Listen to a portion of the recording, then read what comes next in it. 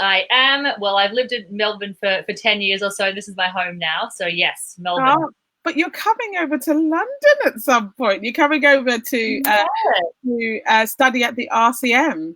Yeah, fingers crossed, Corona pending. I'm coming over hopefully to do my master's in performance psychology at the Royal College in London. So fingers crossed. Oh, I do. I hope everything turns out really well for you in terms of that.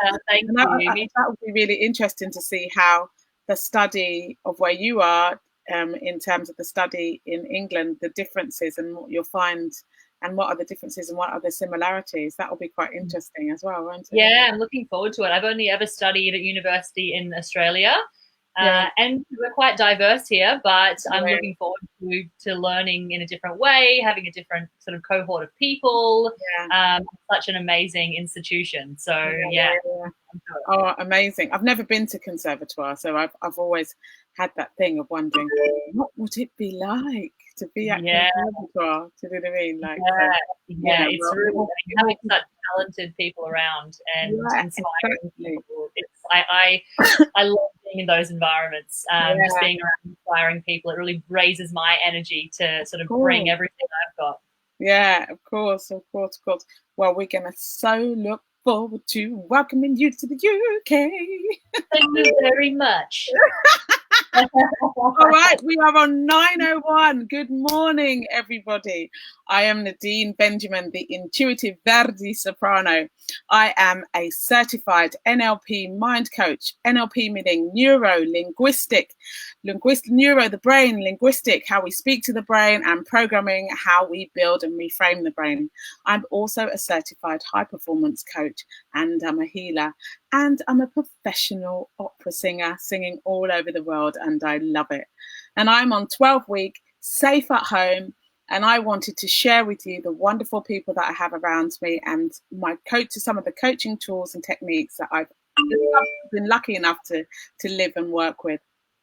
And I thought, I love championing, I love connecting, and I really love celebrating people. And today we have our guest. You remember yesterday I was saying I wasn't too sure how to pronounce her name, and I said, Colleen, it's Cailin. So Cailin Howarth trained as a classical singer and returned to study psychology in order to be the change she wanted to see in the industry. Cailin has created the Performer's Edge to support creatives and performers reach their full potential through bespoke coaching, utilising best practice performance psychology. Now, as I always say, neither of us are medical doctors or psychiatrists, but we do encourage that if you need that kind of support, please, please, please, please go and get it, because actually it's the best thing for you, and I celebrate all types of therapy. Anyway, Cailin, so lovely to see you. So nice to see you. So lovely to be here. Oh my God! It's amazing we can connect. You're over in the UK. I'm at the bottom of the world down here in Melbourne. It's like 24 hours difference, isn't it, or something like that? Well, to get to where you are by flight takes about 24 hours, but you are 9 hours behind me currently. So it's 6 p.m. where I am. Oh, wow. Brilliant. Yeah, that's what I meant. Sorry, 24 hours to fly to you. Sorry. I'm just like... I know why, because I absolutely haven't woken up yet this morning, obviously. Cailin, tell us about yourself. How did you get into singing? Yeah, so I was always, I'd always been around music. So my sister sang in a band when I was growing up, and I started violin lessons when I was about 8 years old. And I picked it up really easy. I just really connected with music. I found it very easy. And I played the violin for a number of years. But then when I got to high school, I went to a school where there was a really fantastic choir and a couple of fantastic women who ran the vocal department at my school. And I have quite a loud, resonant voice. And so my teachers said, I think you should start getting singing lessons. And I did. And there was no stopping from there, really. I just loved being able to express myself. I loved classical music. I hadn't grown up with classical music, really. My family didn't listen to it, but there was just this immediate connection to art song and to all different types of singing. And so that led me to moving to the other side of Australia to study at the Conservatorium in Melbourne. And it just went from there, really. I've had the pleasure of working in the industry for a while and singing all over the place. Oh, it's wonderful. I really identify. It's funny, isn't it, when you come from a family that doesn't have like classical music in the family. So I don't either. And then I always think, how do we get drawn to it then? For me, it was a teacher at school. I mean, how was that for you? Yeah, I mean, I think the high school that I went to, there's a couple of fantastic women, one of whom's a singer and ended up being my singing teacher for the 5 years that I was at high school. Another one was my classroom music teacher. And they just really instilled a passion for that style of music. And I think it also just it sounds so luscious and so beautiful. And it was nothing that I had ever been exposed to before.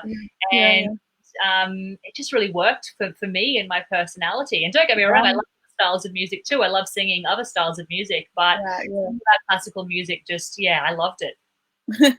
So tell me, so you did a thing, like I had Marika Rauscher on yesterday, and what she did was she kind of crossed over into like being a crossover artist, and then developed into coaching. And I'm obviously a crossover singer in the fact that I love singing classical music. Morning, Susan. That I love singing classical music, but I love how the brain works. So I can't separate those two from being the singer. That is just impossible for me. They both need each other in order to go forward. But you've done a wonderful thing. And tell us, how did you get into performance psychology? Yeah, so I found when I was performing professionally that there was very little support for performers from a psychological perspective. There are so many specific challenges that we experience when we are performing, and I didn't get taught anything about how to deal with those pressures. And so as with you, I'd always been really fascinated by the brain. Why do some people deal with stress really well and some people don't? Why do some people deal with setbacks really well and some others just never recover from certain things in their lives? And so I made it sort of my life's goal from that point on to really learn about the psychology of performance and how I can support people in the performing arts be the best that they can be, really, because I didn't have that support and I wanted to make this a more common thing in the industry. Oh, you have no idea how much I celebrate that. No, I do, because I started a mentorship scheme called Everybody Can. I'm taking on another 12 people in May. I've decided just to do it once a year now because it's with my schedule, it just became really busy. But I take on 12 people once a year and I do exactly that. I take them through when they're having those kind of moments where they think, oh, how do I do this? Or they don't have a clear plan of where they're going. With my coaching skills, I take them through those 12. And like yourself, there was no one around me. Everybody could teach me singing, but they couldn't teach me how to kind of build that resilience that one needs, in terms of and every day as a singer. And if I hadn't had those coaching skills, oh my goodness, I don't think I would be here. Yeah. So you are so needed, Cailin. You are so needed. I think that we need more people doing this kind of work, people who understand the psychological side of performance from a lived perspective. It's all well and good to speak with a psychologist and like they do incredible things, but there's always that disconnect because they don't really understand the specific pressures and they can't talk to the specific challenges that we face in the industry. So I really want to support as many people as I can. So tell me, you've created a thing called the Performer's Edge. Tell me about that. Yeah, so this came, the Performer's Edge came about when I decided I was ready to embark on this adventure of supporting performers and people in the creative industries. So I work both one-on-one with people and help them to sort of identify what challenges are they having that are holding them back, and support them through that and figure out the best way for them as individuals to overcome it. But I also do group coaching courses, online courses as well, with people from all over the world, and teach them the fundamentals of performance psychology and how they can use the knowledge to better their performance and be the best performer that they can be. So yeah, it's fascinating work. I love it, but I'm biased.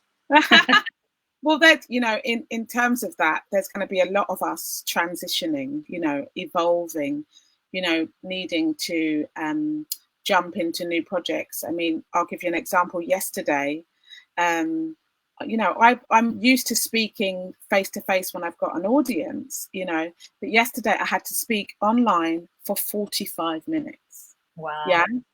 And for me, when you cannot see anybody in front of you, I noticed I had some anxiety because I wasn't getting any feedback. So I was like, I don't know if I'm doing okay, or if my audience, am I doing this right for my audience? Because it's all about the message, I believe. You know, it's all about the message when you're speaking. I mean, what can you say to people who are kind of doing this, where they're jumping into positions right now with that resilience and taking that leap of faith, you know, who kind of, you know, could do with a little kind of, I don't know, a little tip or something around that?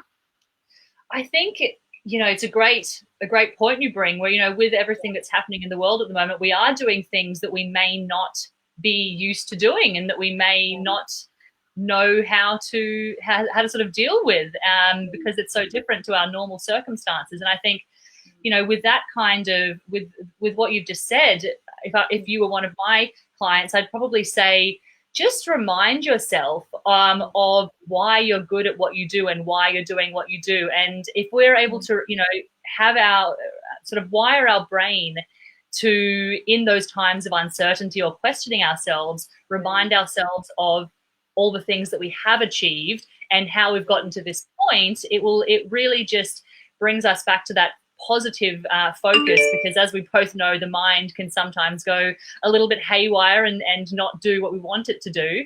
Yeah. So just bringing those thought passages back to, I'm speaking here on the internet, people are listening to me, they obviously want to hear what I have to say. I have something to say, and my voice is valid and important. I love that, the voice is valid and important.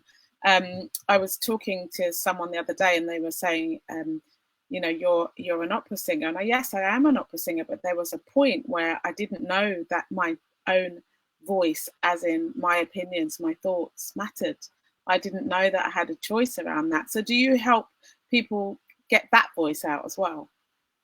Yeah, I think knowing your true value as anybody, but as a performer in my industry, is so important, because what we bring to the table, every single one of us has our own individual voice and our own contribution. And that's what makes our voice important, because no one else has that voice. And so I help people to become more self-aware and aware of the things that they do well, and aware of the things that they contribute, not only to the artistic community, but to the world as a whole. So that's a big part of what I hope to do and sort of plan to do with my clients.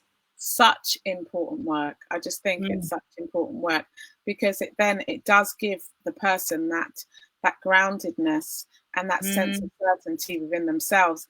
And you know, when we take on characters, we don't want to be thinking about ourselves. Yeah, we want to be thinking about the characters that we're playing. When we're speaking, we don't want to be thinking about ourselves.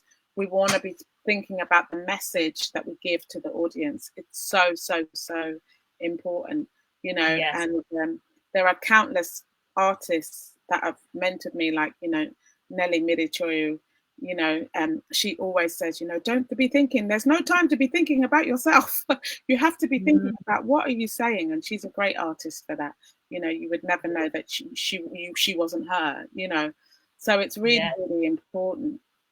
So tell us, have you got any tips for us at all that, that we could, kind of use on a day-to-day basis, and just explain some of the reasons behind it?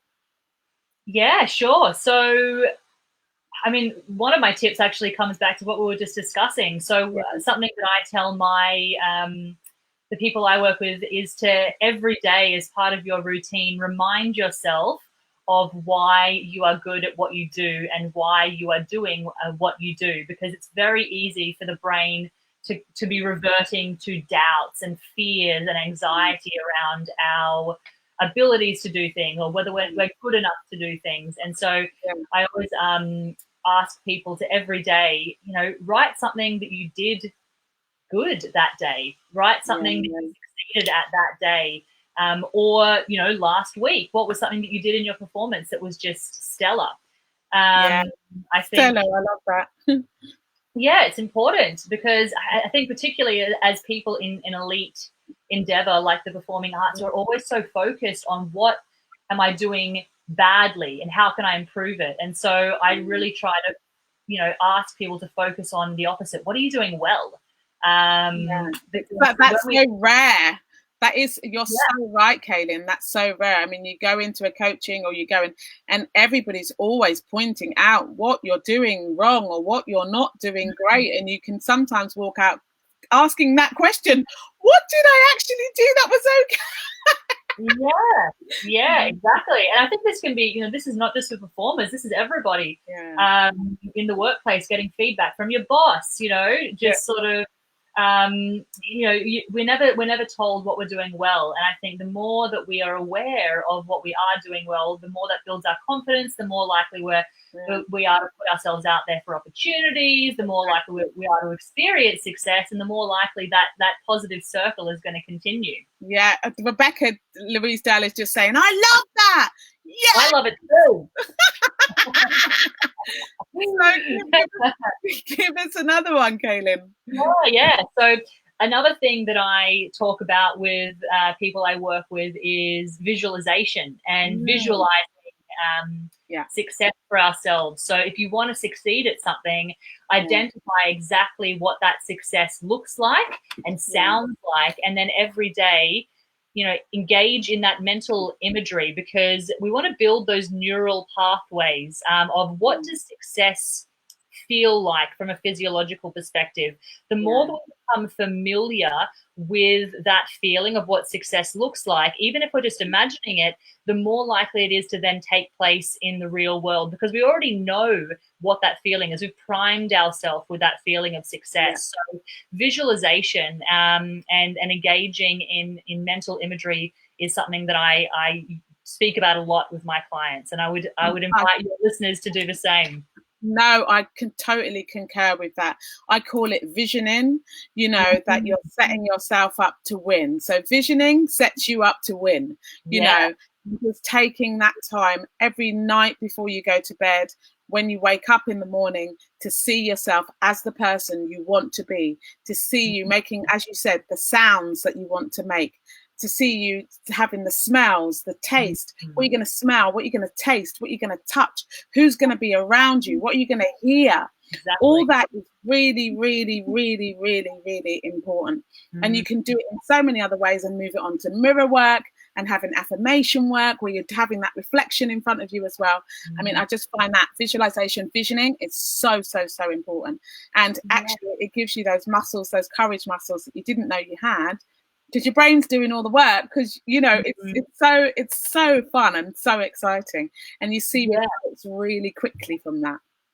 And it might be something you've never done before, and it might feel a little bit weird the first time, but there's so much research to show that engaging in visioning or visualization, as you said, it really helps to sort of build up those pathways in your mind, and becoming more familiar with what success feels like for you, looks like for you, means it's more likely to take place in the real world. So it's really a powerful tool.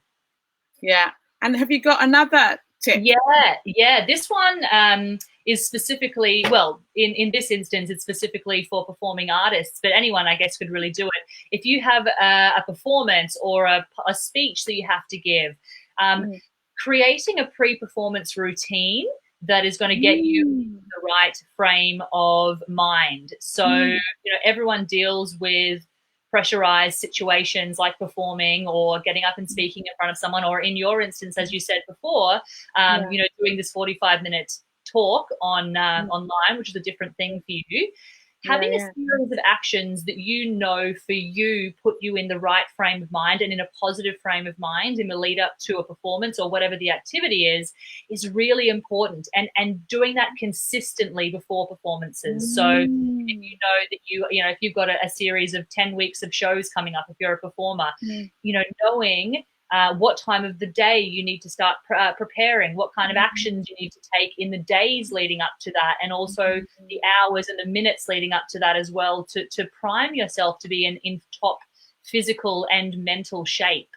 So, really having a specific set of actions that you take, both physically and psychologically, to get you into that really peak state so that you can perform at your best. I really, that's such brilliant suggestions, brilliant advice, Cailin, because I always have that. I have that schedule that I've got to live by, because actually when I do that, I know I'm going to perform at my best. And when I forget one of them, oh boy, how can that make a difference? Your thing of it being consistent. So do you work with clients to just get that consistency and claim that consistency? Yeah, so I mean, the consistency is really important, but also just even identifying what those actions are that you need to take. I think a lot of people, they're not even aware in a lot of instances of what puts them into a positive frame of mind and what kind of actions they need to avoid. And so it's a huge amount of it is a huge part of what I do is actually just helping people identify those actions first of all, and then figuring out timing around it. When do I need to do this? What do I need to do in the days leading up to it? How can I consistently do this if I'm traveling and touring and my schedule's changing? How can I make sure that I'm consistently in peak performance, space to perform at my best? Yes, because those things are, oh my gosh, Cailin, they're so different. I've done tours with ETO, English Touring Opera, where I've got 29 shows, right, that I've got to make sure that I'm on it for. And at the same time, I've moved 3 cities in 1 week and different accommodation in 1 week, versus being at English National Opera and being resident with them and, doing that, and having that centered space, they are such different animals. And you're right, the practice that I have for the tour is very different for the practice that I have for the thing that is resident, because you need different tools, and finding out what those are is priceless. And being able to adapt, as you said, like not every instance is the same. So what can I do if something comes up at the last minute? How do I deal with that change? Because we don't want to become reliant on a set of routines, because the world changes. Sometimes something might come up and we might get called on stage at the last minute. So in those instances, what do you do then? Because everything's out of whack there. We haven't got our usual 2 hours before, 1 hour before. What am I doing? It might be someone calls you up on the phone and it's like, can you be here in 20 minutes? So what do you do then? Oh, Cailin, this is so funny. Like, I remember being at Scottish Opera and I was doing covering Musetta at the time. And again, with English Touring Opera, they had at the last minute needed a Tosca, and literally I had just finished a rehearsal with Scottish Opera. I had to get on a train and travel to somewhere like Bath or somewhere like that from Scotland to Bath, By the time I got there, I had 20 minutes to get on stage, right, and just do Tosca. Like, I had to remind myself or remember what had happened, what I had seen. I'd had no time with the orchestra at all or whatever. And I just had to get on the stage. That was it. Yeah. And, you know, again, you're so right. There is another frame of mind, and it's that resilience. And that's why it's really important for performance psychology. It's so important because it gives you that extra tool, that extra armor to be able to deal with those situations. Yeah, I mean, it's crazy to me that I went through my whole music degree and got like amazing singing lessons, you know, got to do masterclasses with incredible international artists, but didn't have a single conversation the whole 5 years that I was there about how to deal with situations like the one that you've just described. Like, how do I get in the right frame of mind? How do I not just have a nervous breakdown here on the spot? Yeah. So, you know, I'm so passionate about this kind of education. I mean, I'm doing it through my own business, but I want this to be something that everyone's taught at drama school, at music school. The psychological side of performance is, you know, it's as important, I think, as having the you know, the artistic and creative skills, because being in this industry is a very up and down. It's a very uncertain and unstable industry, as this whole situation with coronavirus has shown us. So how do we build that resilience muscle, and how do we best deal with the ups and downs that inevitably come our way? Yeah, Cailin, I really do see your passion. And one of the things that you're talking about in terms of us building ourselves is also, when you are in those situations, what is so beautiful, and what I would love everybody to know, is that if all the backstage, all your colleagues become this team of champions and cheerleaders that stand right by your side. And they stand by your side, and they make sure you know that they are with you. And that camaraderie, that solidarity also helps to push you into that space where you know you've got this. And I have been grateful on many occasions for those people that have stood in that space and just said, I'm here. And all the friends then that have also supported. I cannot tell you what a difference that makes. So having the right team of people is also really important. Yeah, I describe that as being, you know, having that group of people who you know are in your court with you, you know, who's on your team, and having that small group of people who you know you can turn to and rely on at times of uncertainty and stress. You can't underestimate how important that is. No. Marjorie's just saying, hi Nadine, great to hear this wisdom, even for lowly old amateurs. Don't say that, Marjorie. Oh, no, Marjorie. And Tanya's saying amateur, love of music, you know. So look, I think you've been wonderful, so wonderful today, Cailin. I think what you're doing, the passion with which you're conveying this, the understanding of which I know and see that you have, is so, so wonderful. And I want to thank you for bringing this gift to everybody and to really sharing your wisdom with us today, because I'm sure it really is going to help so many people. Are there any last words that you would like to leave us with?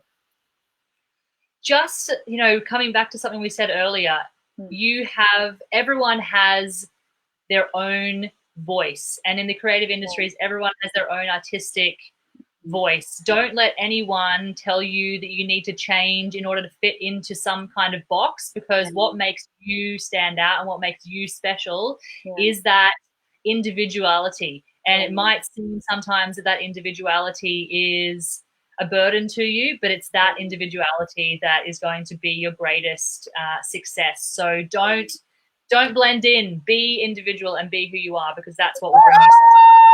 I love that. I love that. I love that. You know, I love that. I'm a great advocate of that. So where can we find you, my lovely? Yeah, I'd love you to feel free to get in touch. My website is www.theperformersedge.world. I'm on Instagram at the.performers.edge, or you can search on Facebook as well, The Performer's Edge. I'd love to get in touch. Yeah. So could you do me a favor? Could you just put those down in the chat, the comment section for us afterwards? That would be great. But I just, Rebecca's saying that went way too quickly. And it's true. And Susan is saying, half an hour gone so quickly, could have listened for longer. Very interesting. Stay safe both. Stay safe both. Thanks, just thank you for joining us from far away, but with the wisdom of an angel. I really, really appreciate it. Thank you so much for having me. Not at all. Next week, we are going to have a whole creativity project week. So I'm looking at all artists who have been working on different projects and are finding new ways to get their voice, as Cailin's been talking about today, out there in a way that is intrinsically them. So I'll be speaking on Monday to Denai Eleni Papakopoulos. I never say that name right. So I'm just going to say Denai Eleni because she will love me for that. And then she's the Greek English soprano, and she's amazing. And I can't wait for her to share her joys with you. And also on Tuesday, we will have the golden age singer, Rebecca Louise Dale. I'm so looking forward to hearing from those two wonderful artists. All right, take care. Have an amazing weekend. And remember, please schedule. Don't leave your weekend so open that you just feel forlorn and abandoned. Put that time in, make that choice with your own mind, empower yourself. I am choosing to sit on the sofa for 5 hours. I'm choosing Netflix, or I'm choosing to go out in the garden, or I'm choosing to plan and prepare my meals for the week. Make it your choice, empower yourself. I wish you so much love, so much light. Take care, everybody. And Cailin, thank you for leading such a wonderful, wonderful session. Thank you so much. Bye-bye, everybody. Bye-bye.